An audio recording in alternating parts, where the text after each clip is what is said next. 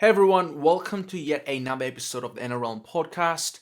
And today I'll be reading out guiding axiom number 4 that I wrote for my newsletter, The Unhappy Man. And in case you haven't been following these axioms that I've been enumerating in the past couple of episodes, essentially there were 7 axioms I laid down for my newsletter, The Unhappy Man, as I did mention before. And I realized, wow, by me writing and thinking clearly, these axioms that I'm laying down really are a framework for all of my creative work. And that obviously includes this podcast and whatever interviews, scripts, I don't know, disquisitions, whatever I do on this podcast, I'm hoping to do it via these axioms, via this framework. And I certainly don't want it to be something that confines me or something that sort of, let's say, that doesn't allow me to that shackles me. I'd rather hope that it's a good place to start from, and then open out into somewhere. Because I need some kind of stable footing, and that's why I thought it's wise and prudent, especially given my nature, to get lost in obscure thoughts and sometimes nonsense. It's healthy to have some axioms, especially out of respect for a reader or a listener in this case. So axiom number 4, 5, and 6, I don't want to just do what I have been doing in the previous episodes or the previous axioms that I've been reading out, where I've mostly been just reading it out off the essay I've written. Rather, I want to maybe pause in the middle, have a bit of commentary, expand. As you know, the good thing about a podcast is it allows me to do that. And I think the reason for that is because I realized, laying down these axioms, because I wasn't writing a lot at that time, it took me a bit of time. It took me about 3 to 4 months. Not because they are deep and profound or dense in any way. In my opinion, they're pretty superficial, not too deep thinking. However, the reason it took a long time is because I just had other commitments. I couldn't write that much. However, the point I was trying to make was that in those few months itself, I've been reflecting a lot on kind of a revelation, let's say, that I had in the past 2 years or so. It wasn't a sudden thing. It wasn't one event. It was a gradual change I had in my thinking, both existentially, theologically, and as a result of that, perhaps philosophically. And these 3 axioms, so 4, 5, 6, that I'm going to cover for today, and then 5 and 6 in future episodes, they're really important for me. They are important in the sense that they're very existentially pertinent to the current place I'm in life, and trying to deeply read thinkers such as Slavoj Žižek, Paul Tillich, and Nietzsche, of course, and recently even the theologian Peter Rollins. These thinkers have had an unbelievable impact on how I viewed everything, especially Christianity, given that I'm a Christian. And therefore, because in many ways my identity comes from that relationship I have with Christianity and Christ, when my Christian beliefs are subverted, I myself am subverted. So these axioms are important for me, 4, 5, and 6, and I hope to carry on this podcast in the spirit of these axioms, as I've said many times before. Anyway, that's enough of a introduction or prelude. I shall get started. Today is guiding axiom number 4, and it's called on writing, or in this case on podcasting, without lies, machinations, and bullshit.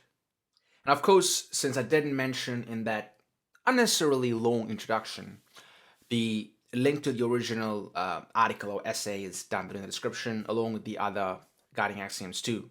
It's infinitely easier to know of a lie than what is true. Existentially, a lie is not a mere untruth, but an utterance of non-being. I got this term from Paul Tillich, by the way. And to be aware of non-being is more than the conceptual, theoretical understanding of a philosophical concept. Once it's felt spiritually, the anxiety it imbues can leave one perturbed and unhinged.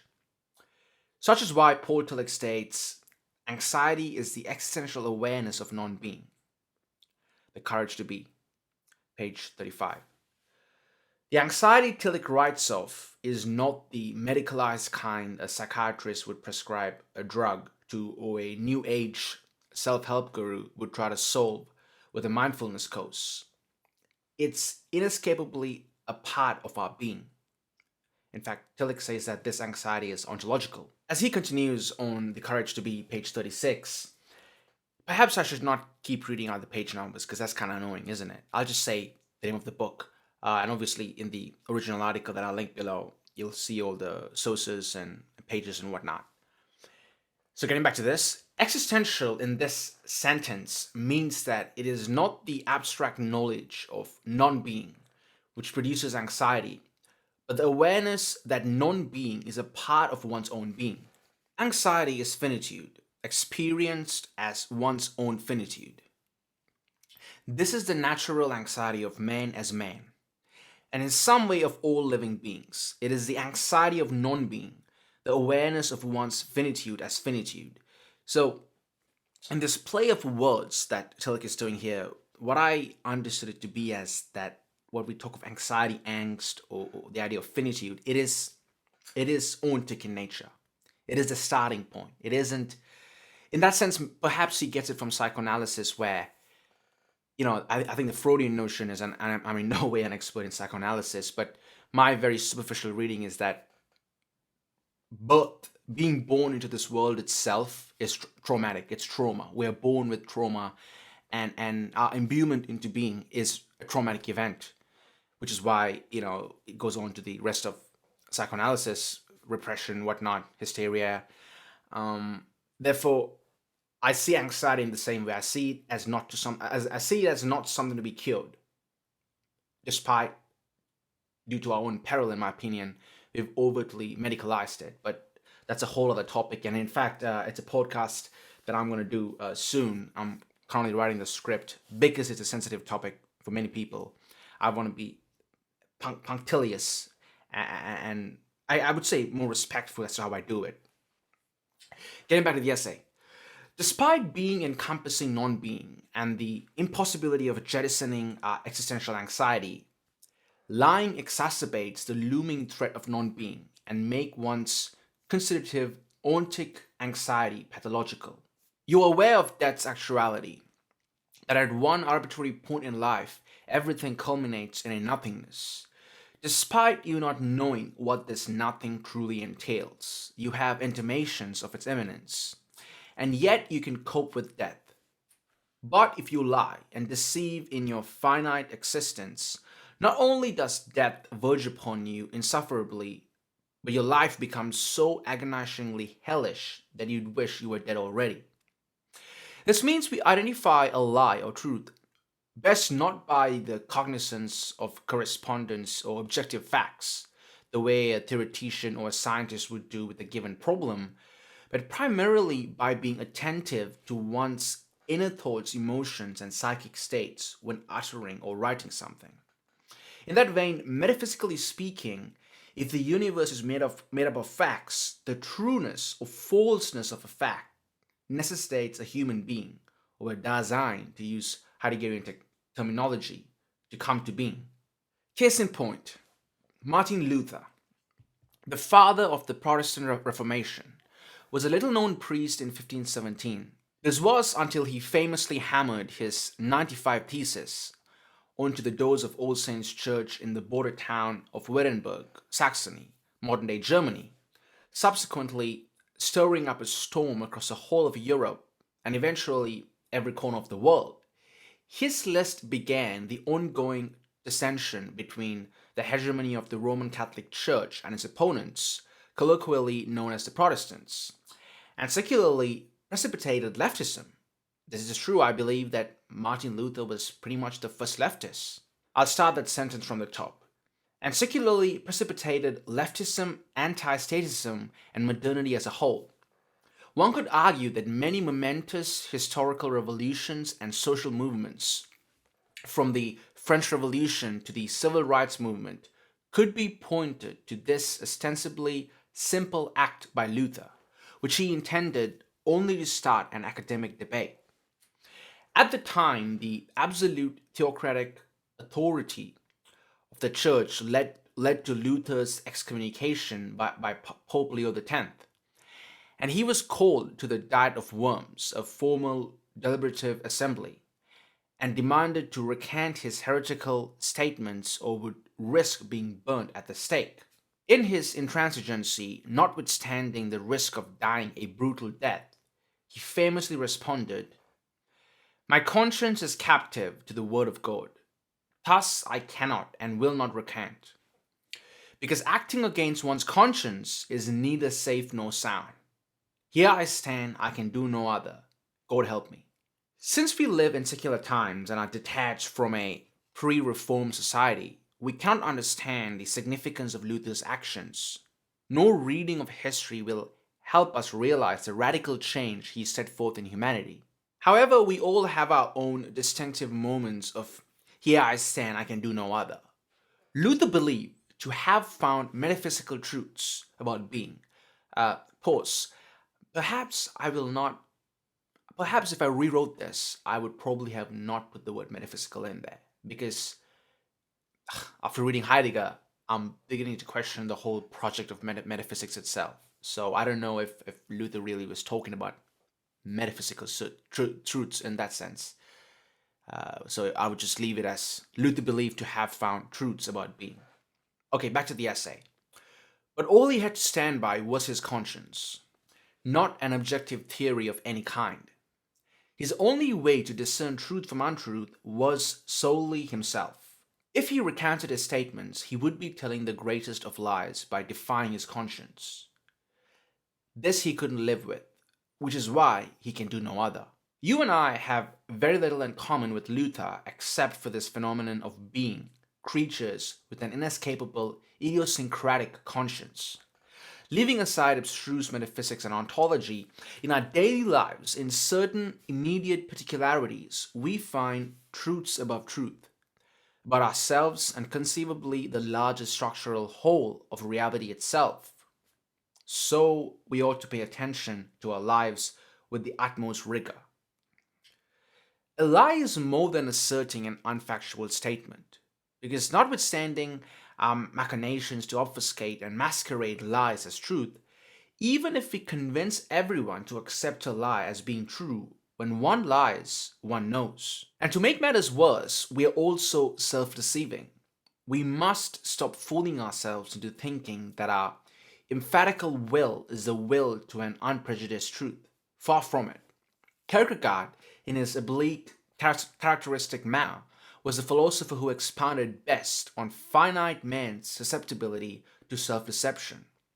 For instance, he was highly skeptical of Aristotelian virtue ethics and moral philosophy. A Kierkegaardian would find viewing man as solely a rational creature of moral reasoning to be unduly naive about the human capacity for radical evil. Despite at times its spuriousness and unreliability, the findings of psychoanalysis tell us that we cannot acontextually and abstractly follow an objective morality. Even when we think we are doing so, it could be self-deception. Comprehending this datum doesn't necessarily require reading the labyrinth of existentialism and moral philosophy, although we all ought to. Rather, being attentive to ourselves will suffice. Recall the last time you unequivocally knew you were doing something wrong. Not new in the sense of knowing some historical fact or political theory that you would regurgitate to sound smart, but you felt a pang of profound guilt and visceral disgust towards yourself for a certain act. Amidst the moment, you hated who you were and couldn't relieve your conscience of this psychospiritual distress. At such times, most of us would justify our subjective shortcomings that are supposed to be on par with our personal telos, would conjure up any reason to tell ourselves we are not at fault, our intent was good, or there was no real harm done, etc. And who could blame us? Life is hard, and occasionally, perhaps always, out of pure pragmatism, similar to Cypher in the Matrix, we choose to live in convenient lies, as ignorance is bliss for most of us. In many ways, Nietzsche completed Kierkegaard's existentialism by hammering home the point that even our conscious decisions and social structures we're put in, for example, the revered scientific institutions, aren't oriented towards uppercase T truth. Nietzsche writes, even scientific inquiry itself, our science indeed, what does all scientific inquiry in general mean, considered as a symptom of life? What is the point of all that science? And even more serious, where did it come from? What about that? Is scientific scholarship perhaps only a fear and an excuse in the face of pessimism? A delicate self defense against the truth? And speaking morally, sometimes like cowardice and falsehood. Speaking unmorally, a clever trick. Oh, Socrates, Socrates, was that perhaps your secret? Oh, you secretive Irenaeus, was that perhaps your irony? Gosh, I can never get over and not ever fall in love with Nietzsche's prose. It's just bizarre. I can't believe he writes like that.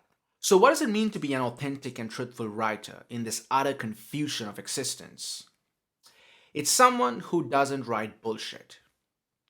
Unlike a liar who might at least have the pretense of being concerned for the truth, Harry G. Frankfurt expounds that bullshit is speech or writing by a bullshit artist without any regard for truth at all.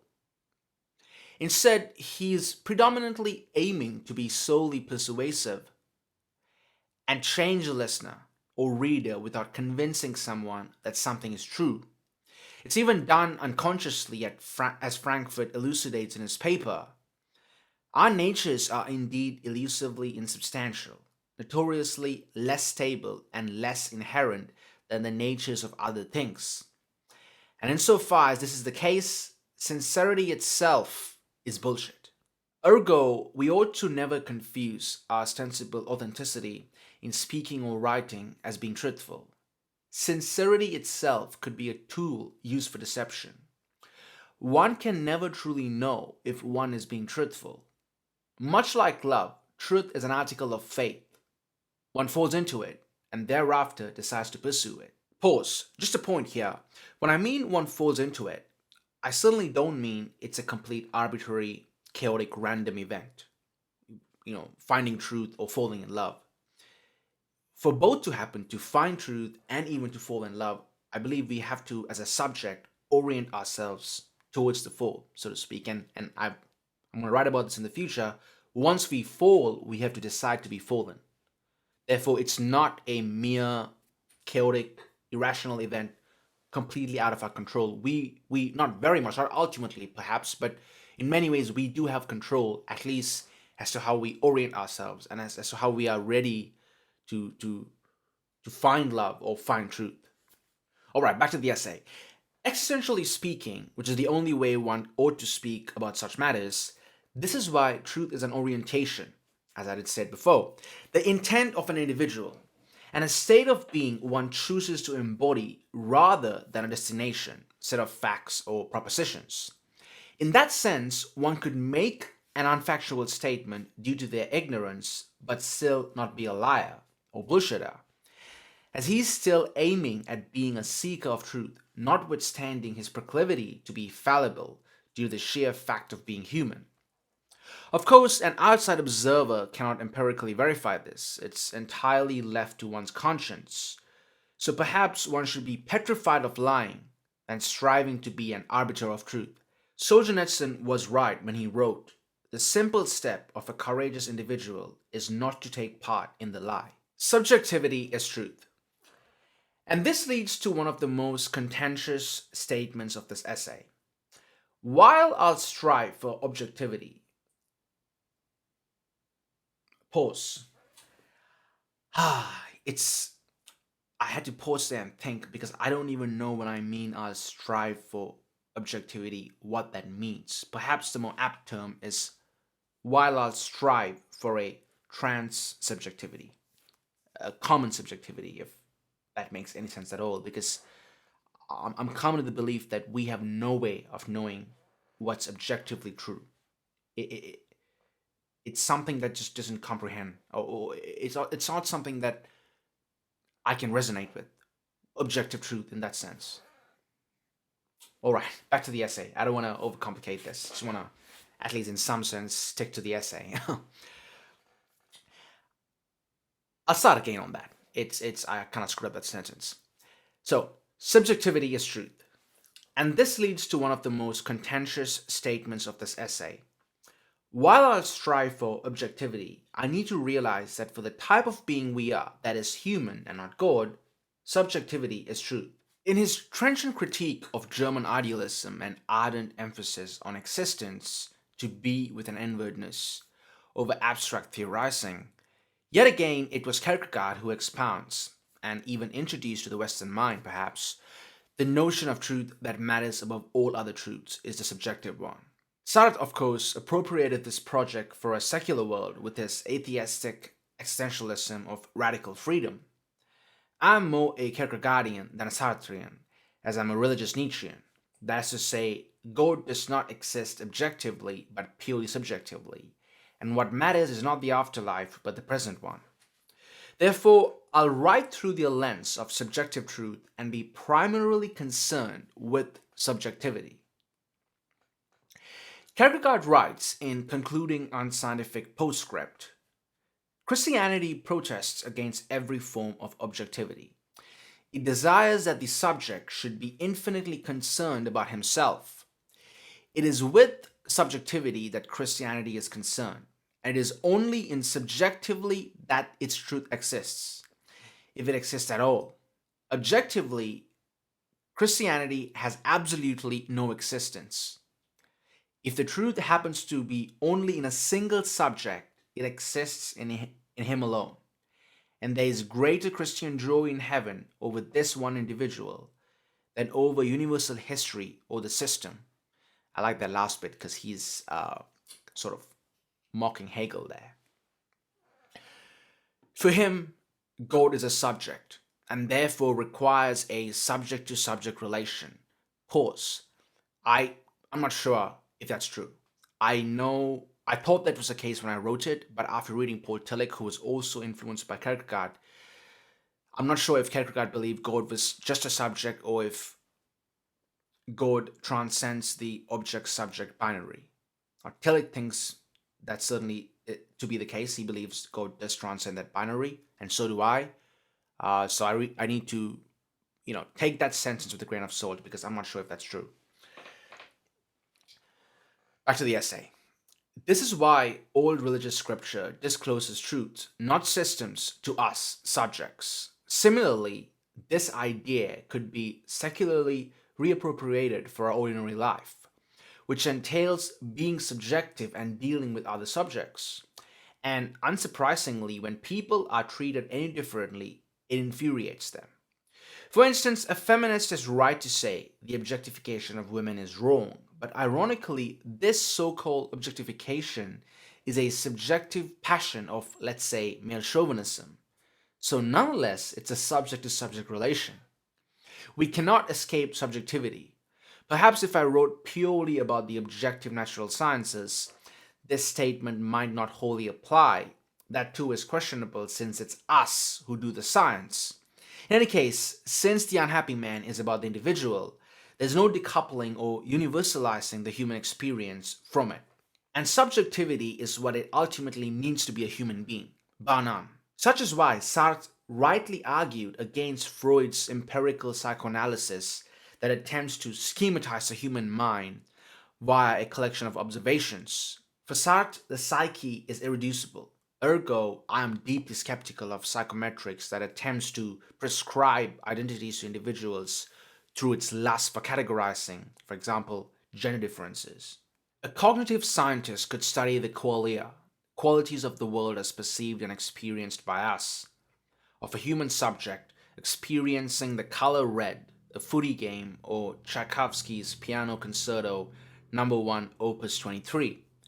And analyze the subject's brainwaves, heart rate, facial expressions, etc., and convince himself he has an empirical, objective, even ontological understanding of a person. But it'll be a great act of self-deception and scientific malady to presume he precisely knows what an individual or the subject he's studying in particular, is experiencing in a way that his findings could replace the actual human being.